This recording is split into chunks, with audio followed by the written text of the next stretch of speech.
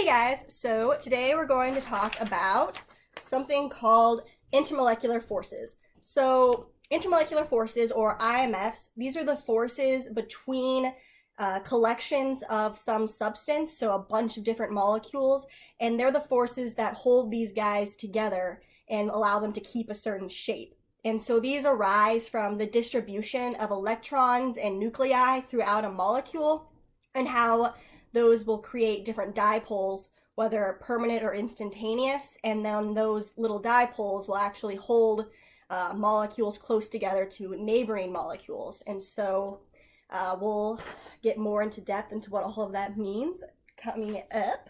So there are several different types of intermolecular forces. So going from the weakest to the strongest, the different types of IMFs, they start with dispersion forces. They're sometimes called London dispersion forces. Then going to dipole-dipole forces, followed by hydrogen bonds. And I'll tell you why that is in quotations later on. The next strongest would be ion dipole forces. And then lastly, the strongest are ion-ion forces, or ionic bonds. So first up, London dispersion forces. So these come from the movement of electrons throughout a molecule. So the electrons in a molecule, they're not stationary or static. They're moving around constantly. So sometimes there can be more electrons in one part of a molecule than in another part of a molecule. And so this creates something called a temporary dipole, also called an instantaneous dipole. So like you can see here, as these electrons kind of flow around this hexane molecule, there could be a point where there's more electrons over on this end than down here. And so that creates this little dipole with a partially positive point and a partially negative point. Again, this isn't a permanent dipole. Hexane's a very non-polar molecule. It doesn't have a permanent dipole, but it will create one temporarily. And so when this happens, it can actually then induce a dipole in a neighboring molecule. So what this means is that this molecule here that has its little temporary dipole will come up close to another hexane, and then the repulsion of a like charge will kind of then create another dipole in that molecule that can kind of interact and line up. So a single London dispersion force isn't very strong. It's pretty weak, but when all of these build up, if it's a very large molecule, it can actually become a pretty substantial force.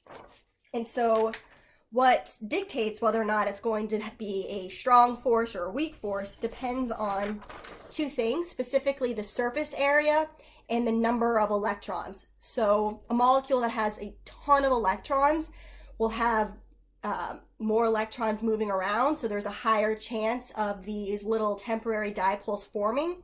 So that could obviously increase the likelihood and the number of these forces, increasing the impact. But also the surface area will increase the amount of intermolecular forces, because if the bigger the surface area, the higher there is a potential for these little temporary dipoles to form. So as surface area and the number of electrons increases, the dispersion forces will also increase as well. So moving on from dispersion forces, the next strong is a dipole-dipole force. So this is a molecule with a permanent dipole, and that permanent dipole can then interact with the permanent dipole on another, polar molecule. So this force is stronger than dispersion forces, and the reason for that is just that these are permanent dipoles. So dispersion forces are fleeting. They're sometimes there, they're sometimes not. With a permanent dipole, it's always there. So they'll always be able to interact with each other. So the example I have is an acetone molecule. So this carbon-oxygen double bond, the carbon-oxygen bond is very polar. So there is a partially positive portion charge right here on this carbon and a partially negative charge on this oxygen. and that is always there. And so it can then line up and interact with the dipole on another acetone. So in this case, the partially negative on this oxygen is interacting with the partially positive on the carbon of the other dipole, and this could then go out through the solution with another oxygen atom interacting there, and so forth. And so again, these are stronger than the London dispersion forces. So moving on from there, this is when we come to a hydrogen bond, the one that was in quotations. So the reason why it's hydrogen bond is because it's not actually a bond in the way that we learned about like forming molecules like covalent bonds and the sharing of electrons. Really, this is a very, very specific type of dipole-dipole interaction. And so it's an interaction between a hydrogen atom that is bonded to an electronegative element, specifically nitrogen, oxygen, or fluorine. And so when hydrogen is bonded to one of these very electronegative atoms, it creates a dipole between them. So there's a strong dipole between that hydrogen and that electronegative atom. And so it's that hydrogen that has a very strong partially positive interacting with a lone pair of electrons on that initial electronegative atom. So this is kind of a mouthful definition, but I will show you ones more specifically. But this is a very, very strong force. It is again, a dipole-dipole interaction, but it's so strong that these almost behave like they're bonded. So there are two terms to know when dealing with hydrogen bonds. It's a hydrogen bond donor. So this is the molecule that has the hydrogen participating in the hydrogen bond, and then a hydrogen bond acceptor. So this is the molecule that has the lone pair that's interacting with that hydrogen atom. So I have one shown here below. So this is propanol. It is a propane with a little hydroxy group, or an OH. So like I said, this oxygen and hydrogen is very, very polar. There is a very strong dipole between them, with the hydrogen being very partially positive and then that oxygen being very partially negative.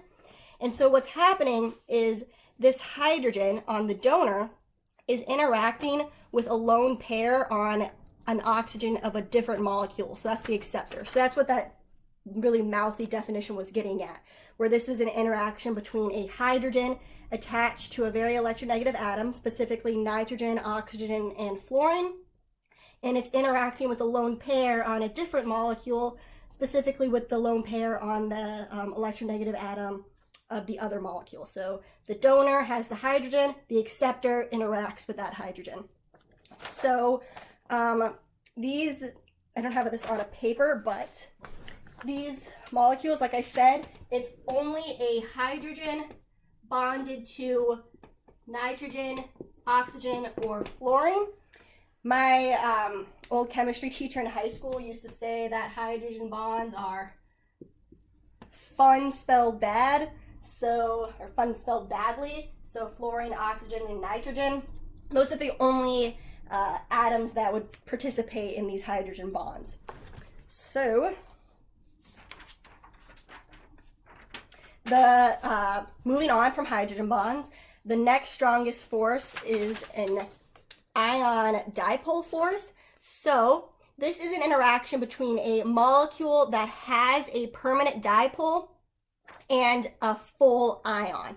So this, by its very definition, requires two different substances. It's going to be a polar compound that has that permanent permanent dipole moment, and then an ionic compound that can then dissolve and form these ions with full charges. And so the way this will work is that the molecule with the permanent dipole will orient itself so that its partially positive charge is oriented towards the negative ion, and its partially negative charge is oriented towards the positive ion. So I have it here. This is sodium chloride, NaCl, dissolved in water. And what would happen is the partially negative portions, or the oxygen atoms, would kind of orient itself towards the sodium, which is positive, and then those partially positive hydrogens will orient itself towards the chlorine, or those negative. So this is stronger than a dipole-dipole interaction. And then the last intermolecular force are ion-ion forces. So these are the interactions that hold ionic compounds into their salts. They're very, very strong because they're full charges interacting with each other. So right here I have potassium bromide. So it's just going to be oriented in this kind of grid system. And then another layer would be here and then going out into this three-dimensional shape. Salts will actually take on different structures. So this is a very specific layout. It can also look a little differently, but they're very strong interactions.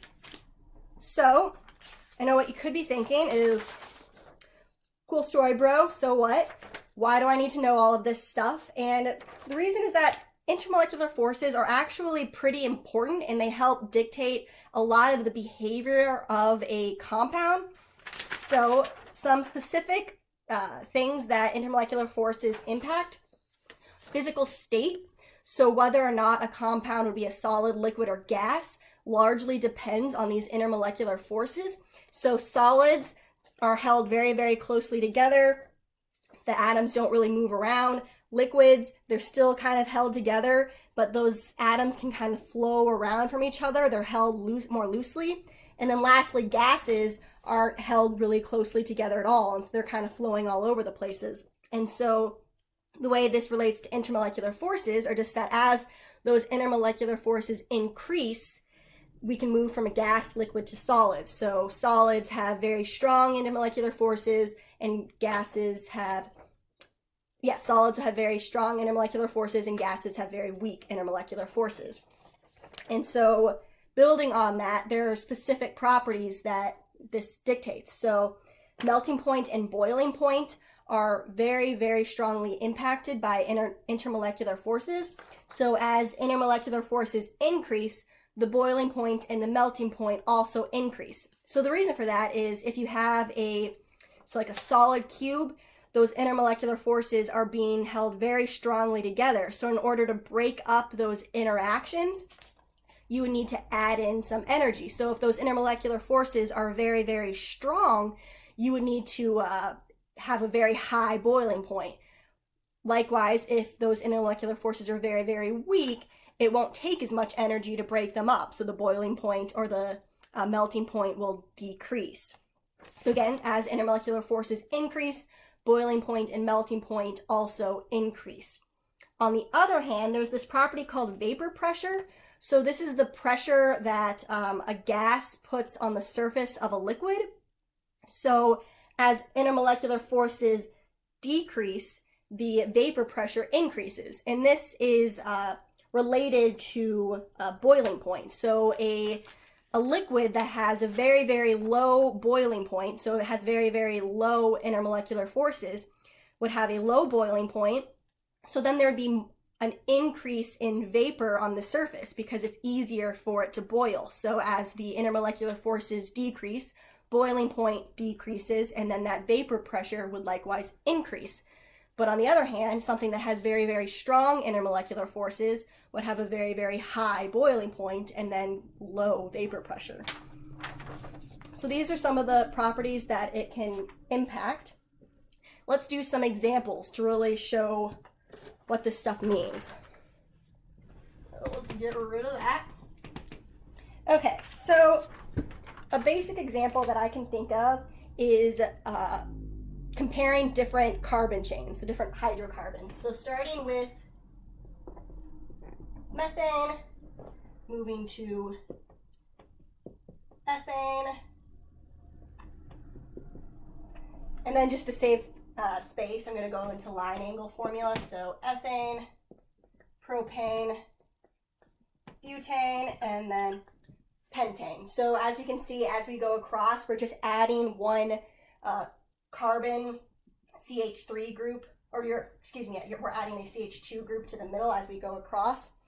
So as we go from methane to pentane, the boiling point is going to increase. And that's because as the surface area increases, the intermolecular forces are increasing. So the boiling points of these, methane is 161.5 degrees Celsius, so very, very low. When we add just a single carbon atom, well, a CH3 group, we go up to 89 degrees Celsius, so that's a very huge jump. Propane is negative 42 degrees Celsius, butane's negative 1 degree Celsius, and then by the time we get to pentane, the boiling point is 36.1 degrees Celsius. So that's about room temperature.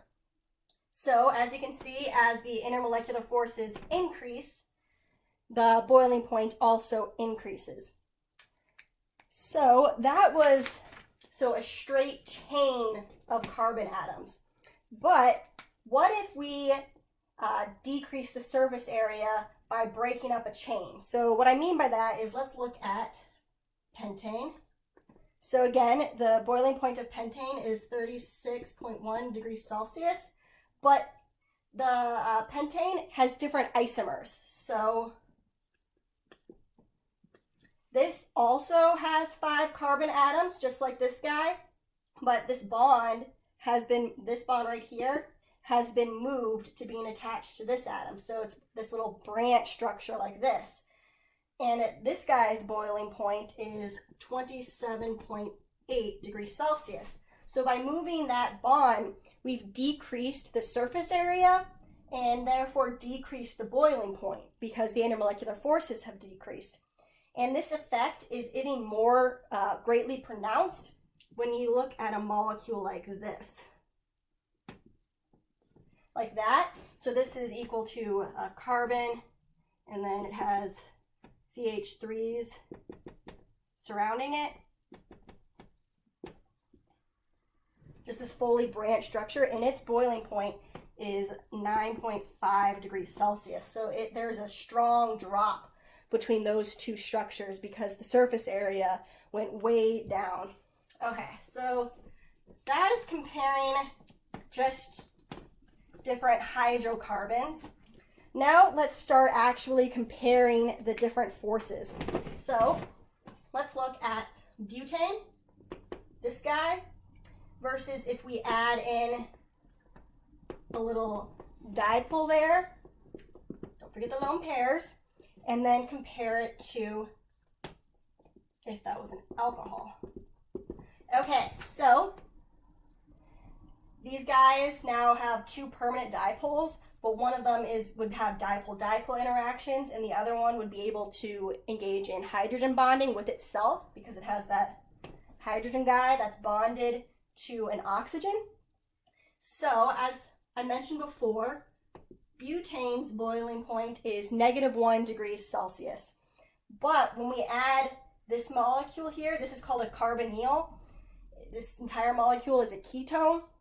That boiling point goes way up to 79.64 degrees Celsius.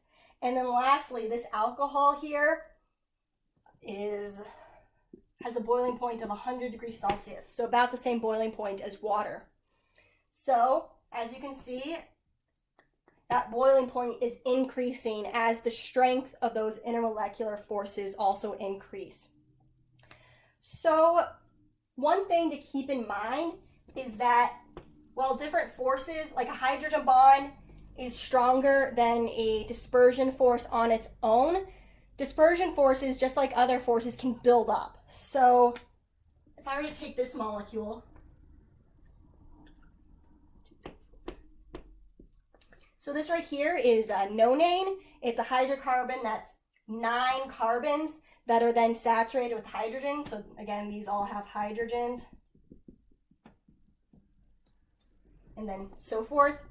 This guy is a very, very long hydrocarbon.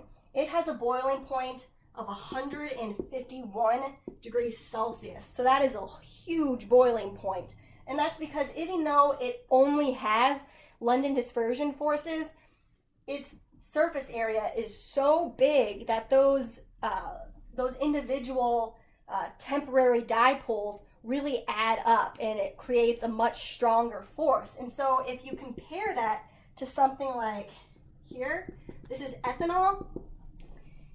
This guy's boiling point is only 78.37 degrees Celsius. So even though it has this hydrogen bonding capability, because it's got such a small surface area, it still has a significantly lower boiling point. So you need to kind of think about these forces all together when coming up with comparisons. So those are intermolecular forces.